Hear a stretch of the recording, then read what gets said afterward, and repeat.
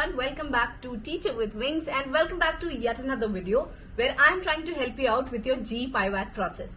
Now that you're very close to your process, this one I wanted to make it special because this is the place where there is a lot of possibility of making errors. So stay tuned to the video till the end because I'm sure it's going to clear out a lot of your doubts regarding how basically to deal with questions which might seem very simple as, come on, tell me something about your hobbies, and that actually becomes a game changer.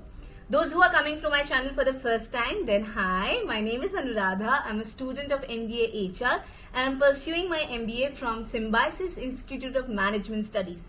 This is my beautiful platform where I'm trying to help out people as much as possible to make their interview experiences worth a memory. So without wasting any time, let me start. So just as I always do, I love to categorize things because once you categorize them, it becomes easier for you to actually explain. So yet again, we'll categorize the entire interview saga into two categories. One are those who are having some or the other kind of experience and then they are coming for their MBA. And the second category would entail people who are doing their MBA just fresh out of college, or maybe if not that, then they might have taken some kind of gap year in between, maybe for preparation or something as such, and then they are doing it. So how basically would you be dealing with questions as basic as tell me something about your likings and hobbies? This would vary from person to person. Let's keep one thing clearly in our mind, that there is no defined structure of an interview.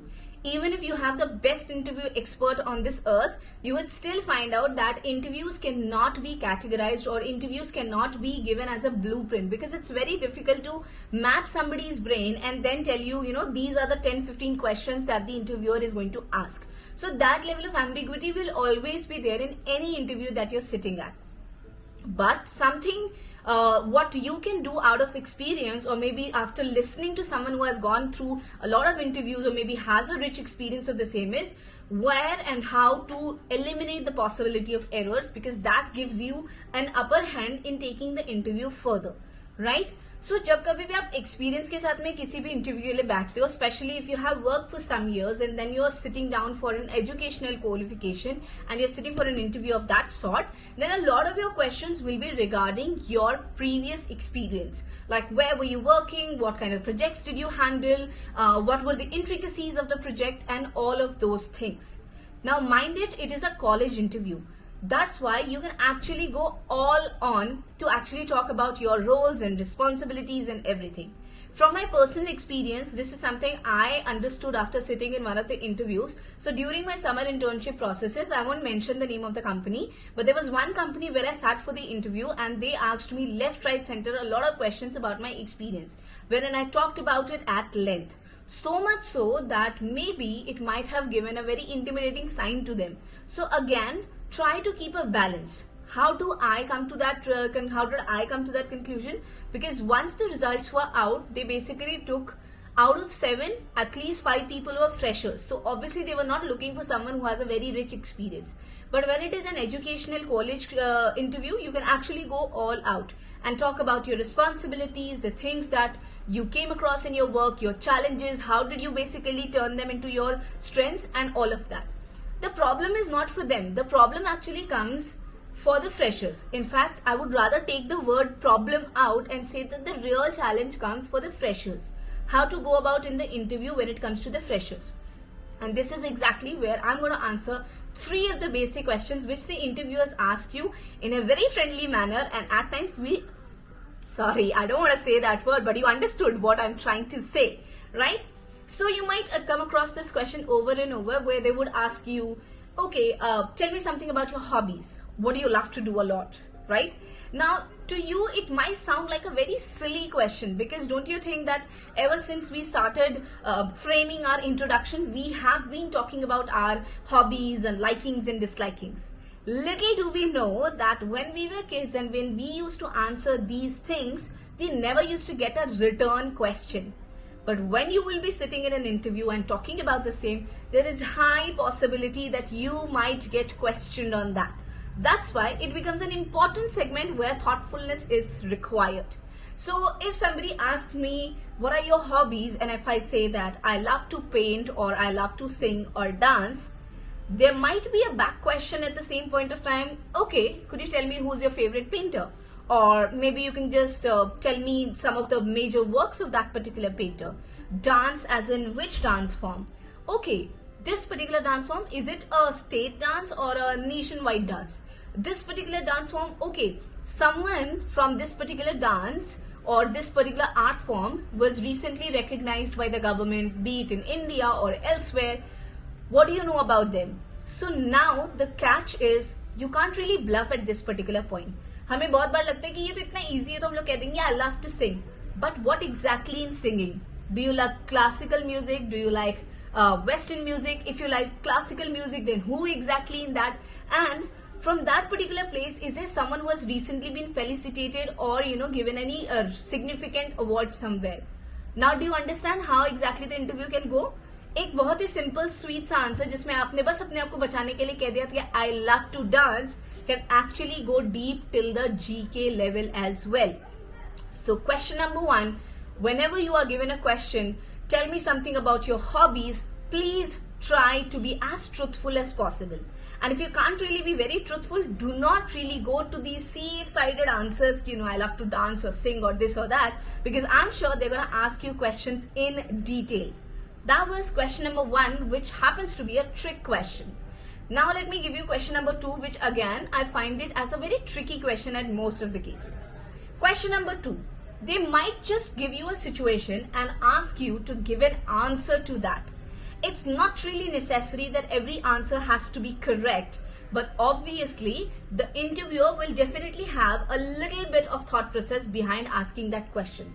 Maybe if I just give you a vague question right now at this point of time that during the Russia-Ukraine war, do you think Russia is doing right by attacking over Ukraine, or do you think Ukraine is doing right by not really looking into its internal policies and calling out Russia on the global market? Which side would you take up?